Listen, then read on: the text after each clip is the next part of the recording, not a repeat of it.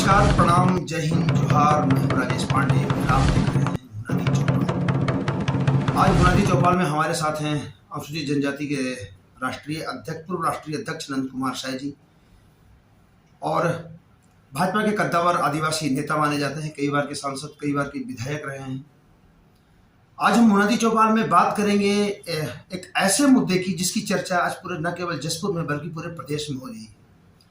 अभी आपने सुना होगा, कुछ दिन पहले 2 अप्रैल को बगीचा के एक गांव में एक पहाड़ी कोरवा परिवार, सामरबहार गांव में एक पहाड़ी कोरवा परिवार ने सामूहिक आत्महत्या कर ली।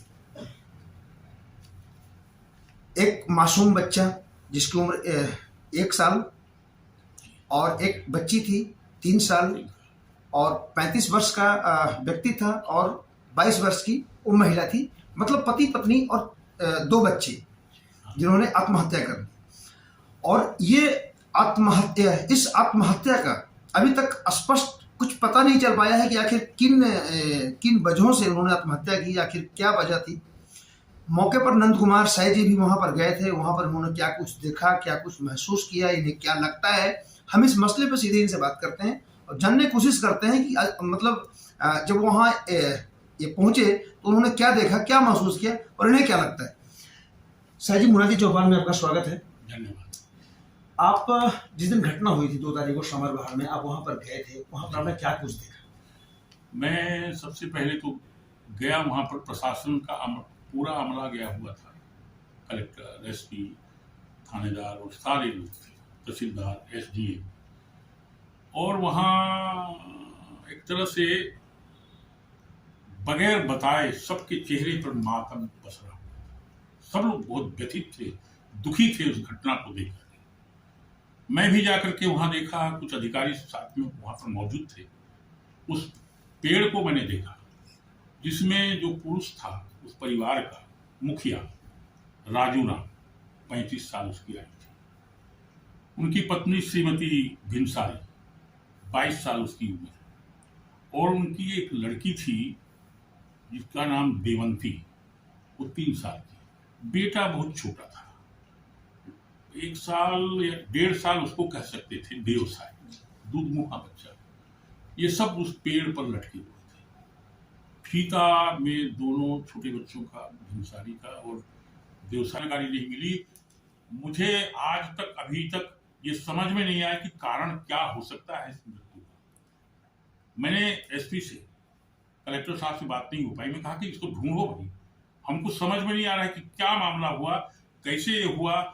इस समय सारे लोग मानव जीवन की संभावनाओं को तलाश रहे हैं। चंद्रमा में, ग्रह नक्षत्रों में मानव जीवन बहुत श्रेष्ठतर हो सकता है। ऐसे समय में वो पहाड़ी कोरवा समाज जो जीवन से की समस्याओं से जूझता है, कभी घबराता नहीं, कभी भूख से, प्यास से, कंदमूल फल खा करके जो व्यक्ति, जो समाज अनंत वर्षों तक जीवित रहता है, वो आखिर जीवन के सामने क्या ऐसी समस्या थी जिसके सामने उन्होंने हथियार रखा।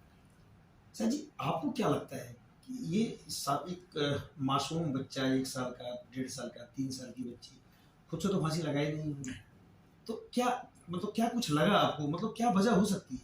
मुझे आज तक तो समझ में नहीं आया, मैं आपको क्या बताऊं। और मैं अलग अलग लोगों से पूछ भी रहा हूँ।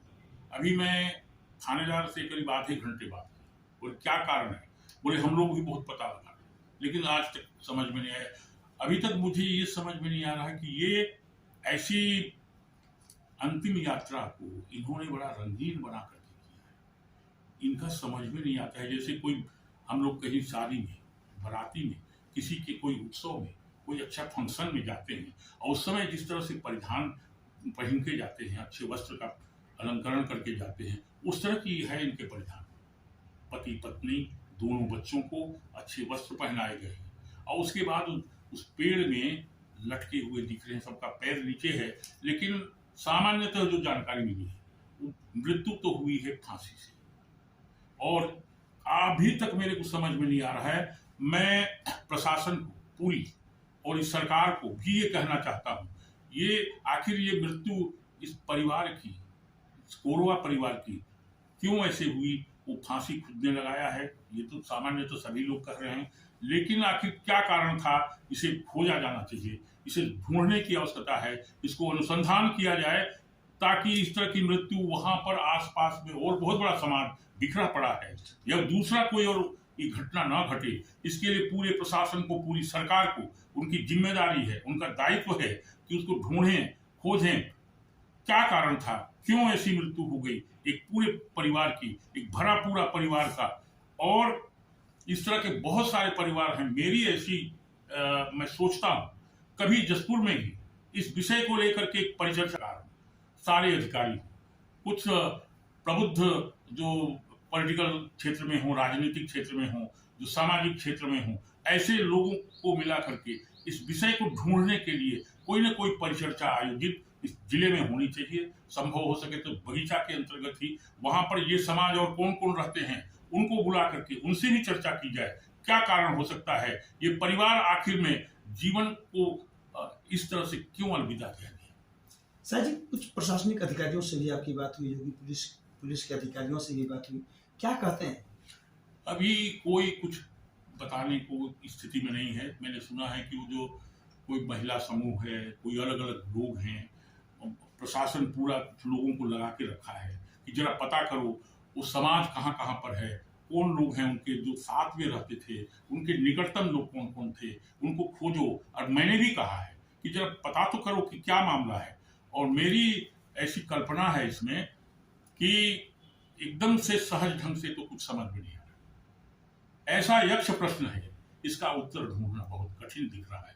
लेकिन हम सब लोगों की जिम्मेदारी है, प्रशासन की जिम्मेदारी है, सरकार में बैठे हुए लोगों की जिम्मेदारी है, जो समाज के बौद्धिक और जरा संवेदनशील लोग हैं, इनको सबको मिलकर के कहीं ना कहीं इस बात का पता तो करने की कोशिश करनी ही चाहिए कि इतना दर्दनाक, इतना हृदय विदारक, हृदय को चीर देने वाला ये घटना उस कोरवा परिवार ने हम सब लोगों के हृदय में जो दर्द दे दिया है, उसको ढूंढने का, अनुसंधान करने का जरूर प्रयत्न होना चाहिए। प्रशासन इस दिशा में तत्काल पहल करे, ऐसा मैं समझता हूं। सर जी, काफी लंबे समय से पॉलिटिक्स में है, लंबे समय से आप काफी अनुभव है। आप आदिवासी इलाकों में गए हैं, कई अलग अलग राज्यों में भी गए हैं, कि इस तरह का ऐसा कोई केस कभी? मैंने तो इतना हृदय विदारक, इतना दहला देने वाला पूरे जीवन को दूसरा कोई घटना मैंने नहीं देखा है। आज तक मुझे अनुभव नहीं हो रहा है कि मैंने ऐसी कोई घटना और दूसरी कोई कहीं देखी। ये पहली घटना है मेरे जीवन का। और मैं जिस दिन आया 2 तारीख को, पूरी रात मुझे नींद नहीं आई।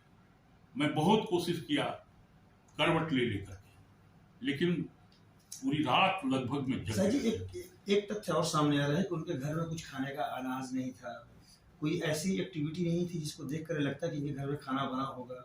तो क्या कुछ लगता है कहीं खाने पीने की समस्या? मुझे पता तो नहीं है, वो उनका जब मेडिकल होगा, पोस्टमार्टम वगैरह जो हुआ होगा, उससे थोड़ा और पता लगेगा। कई अलग अलग राज्यों में भी गए हैं, कि इस तरह का ऐसा कोई केस कभी? मैंने तो इतना हृदय विदारक, इतना दहला देने वाला पूरे जीवन को दूसरा कोई घटना मैंने नहीं देखा है। आज तक मुझे अनुभव नहीं हो रहा है कि मैंने ऐसी कोई घटना और दूसरी कोई कहीं देखी। ये पहली घटना है मेरे जीवन का। और मैं जिस दिन आया 2 तारीख को, पूरी रात मुझे नींद नहीं आई। मैं बहुत कोशिश किया करवट ले लेकर के, लेकिन पूरी रात लगभग में जग सर जी, गया। एक तथ्य और सामने आ रहा है कि उनके घर में कुछ खाने का अनाज नहीं था, कोई ऐसी एक्टिविटी नहीं थी जिसको देख कर लगता कि इनके घर में खाना बना होगा। तो क्या कुछ लगता है कहीं खाने पीने की समस्या? मुझे पता तो नहीं है, वो उनका जब मेडिकल होगा, पोस्टमार्टम वगैरह जो हुआ होगा, उससे थोड़ा और पता लगेगा। लेकिन वास्तव में मैंने देखा वहाँ खाने वाने का कुछ तो था नहीं, महुआ था, थोड़ी सी इमली थी, और एक में वो पसिया जैसा दिख रहा था, लेकिन वो पोसना भी हो सकता है, ऐसा भी किसी ने बताया। उसके अलावा तो कोई खाने की चीज उनके घर में मुझे तो नहीं दिखा। तो लगता नहीं कि खाने पीने की वजह से कुछ? पता नहीं, लेकिन इस समय क्योंकि इससे पहले भी घटना यहाँ पर हो चुकी थी, एक लंबू राव नामक व्यक्ति मौत भोग चुकी थी, काफी हंगामा हुआ था। तो कहीं इस पहाड़ी कोरवा परिवार को ऐसा तो नहीं कि कहीं ज्यादा मतलब आर्थिक तंगी हो, या कहीं का कर्ज हो, कहीं कुछ हो? ये सब बात को यानी अनुसंधान, उसको ढूंढने की जरूरत तो है, लेकिन वहाँ ये बात सच है कि खाने पीने का और कोई सामान वहाँ पर था नहीं। महुआ और इमली और थोड़ा सा कोसना था या पसिया था, क्या था मुझे नहीं पता, लेकिन वो थोड़ा सा एक छोटे से बर्तन में था। उसके बाद कोई बर्तन नहीं था, कोई और सामान खाने पीने का, कोई कपड़ा वपड़ा नहीं था। वो तो पहने हैं वो कपड़ा दिखता है, लेकिन उसके अलावा और कोई कपड़ा भी घर में मुझे नहीं दिखा। लेकिन खाने पीने का भी कोई सामान तो था नहीं वहाँ पर। क्या स्थिति थी, ये आगे हमें सबको विचार करने का विषय है। तो दोस्तों, ये थे नंद कुमार साय जी, वरिष्ठ नेता, भाजपा के कद्दावर नेता, आदिवासी नेता। ये इस मौत से काफी द्रवित हैं, इस आत्महत्या को लेकर काफी दुखी हैं, और इनका कहना है कि इस मुद्दे को, इस विषय को, इस घटना को इतना सहज नहीं लिया जाना चाहिए। इस पर अनुसंधान करने की जरूरत है, खोज करने की जरूरत है, और इस मसले को लेकर एक संगोष्ठी की जरूरत है, और भविष्य में ऐसी घटना न हो, इसके लिए जो समाज के जो और लोग हैं उनकी काउंसलिंग की जानी चाहिए। तो बहरहाल बने रहिए हमारे साथ और देखते रहिए मुनादी चौपाल। हमारे वीडियो को लाइक कीजिए, शेयर कीजिए और सब्सक्राइब कीजिए, और कमेंट बॉक्स में जाकर बताइए कि आपको हमारे वीडियो कैसा लगा।